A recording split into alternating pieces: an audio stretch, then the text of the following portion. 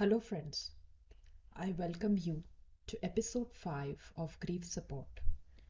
Through this series, my intention is to provide a sense of belonging, offer comfort, and understanding about grief. This series also will work to validate feelings and provide new insights on how to move beyond your grief and loss. The title of our today's episode is Signs and Symptoms of Grief and Loss. There are circumstances in which people experience a significant loss, and for some, this can be a life changing event. In these circumstances, there are signs and symptoms that will indicate that an individual is going through grief or loss. Now, why I chose to share this symptom of grief and loss, friends, is with a twin objective. The first objective is to make you a little more aware of grief and what all we may experience, specifically when we lose someone very close to us. The second objective is to also let you know that if these symptoms you find in someone close to you, it could be your neighbor, your friend, someone from your community, or any known acquaintance who you help, you could help them with the needed support. But you could never do that unless we ourselves learn that somebody is grieving.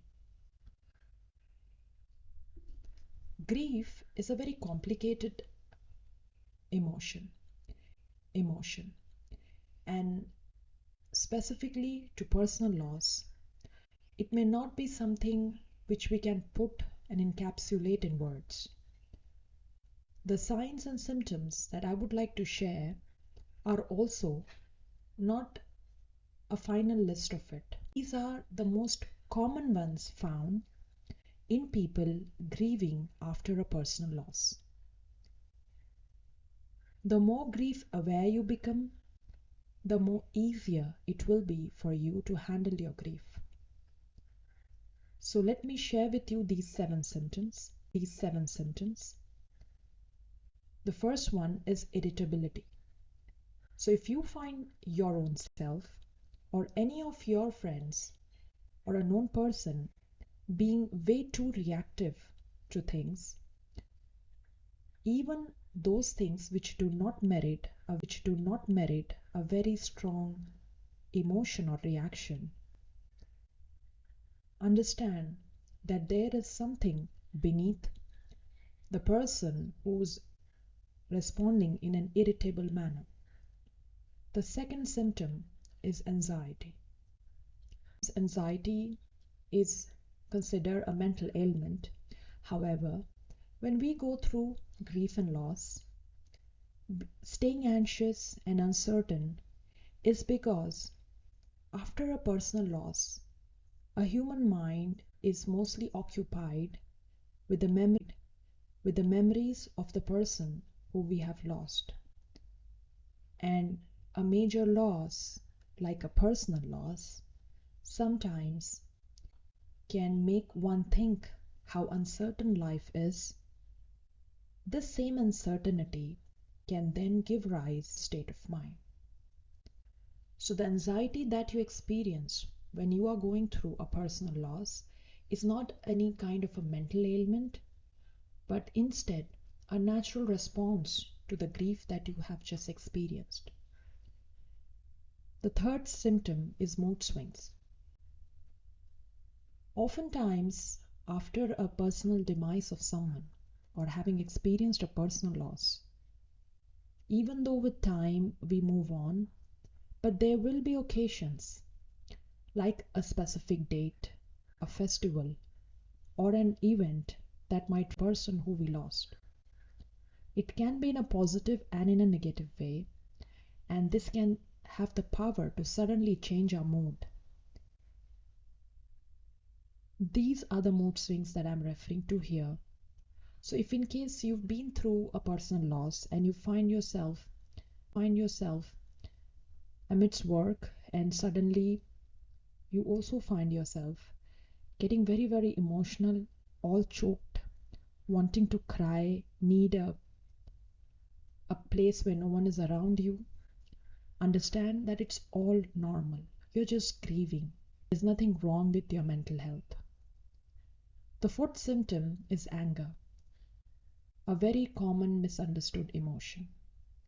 Some people try to vent out their frustrations by demonstrating that in being very angry on things that may not merit so much of anger. So if you find yourself getting angry on things that you couldn't do, or on people, or on things that you wish had worked the way you wanted it to be, understand that there is some complex grief at play. The fifth symptom is feeling guilty. This is the most interesting part of grief, specific to personal loss. Times where the person who has left us, we may not really have a very negative experience with them.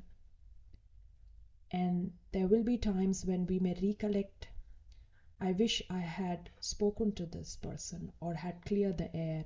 I wish I had really sorted this out. So guilt is a very intense part of grief. So if you feel guilty of not having shared what you actually wanted to, guilty of those unresolved conflicts and unspoken words, understand it's absolutely normal to feel this way. The sixth and seventh symptoms of grief are changes in eating habits and changes in sleeping habits. So if you find yourself overindulgent in food, specific to a lot of sugar, and even in sleeping habits, trying to distract yourself by binge watching, staying awake for late for like almost on a constant basis, or waking up late, all these are signs and symptoms of grief. Friends, grief, as I mentioned in my previous series, is what something specific to personal loss we all experience at different times in our life. And it's very, very connected to the person and the relation we share with that person who we have lost. So our memories, our feelings, our emotions basically would stem from the kind of rapport and the kind of relationship that we have held with the person who we have lost.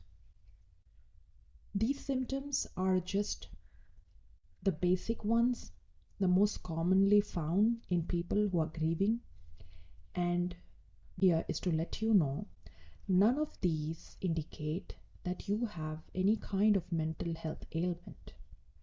However, if you find yourself, even after a good amount of time, that more than these symptoms run, you're stuck in life, you feel you really need to understand and get out of the vicious circle that you find yourself in with complex emotions, thoughts, you think you need clarity or direction, I recommend you seek help. The same principle applies to if in case you find any of your friend or acquaintance going through these symptoms for a brief period, which is fine, but having been stuck in it, then ask them to seek help. The more grief aware we are, the more easier it becomes for us to deal with this complex emotion. We cannot do away with it, neither can we in any way avoid it. But what we could best do is deal with it in a more effective intent. I close this episode by letting you know I've also shared a link to a grief support group that I have formed. If you ever want to be part of it, you could just enroll using the link shared. Reach out to me, call me, speak with me, and share your grief. I shall try my best to assist you with methods and techniques that can help you deal with the most complex emotions in a most effective manner. Thank you so much, and I'll talk to you soon.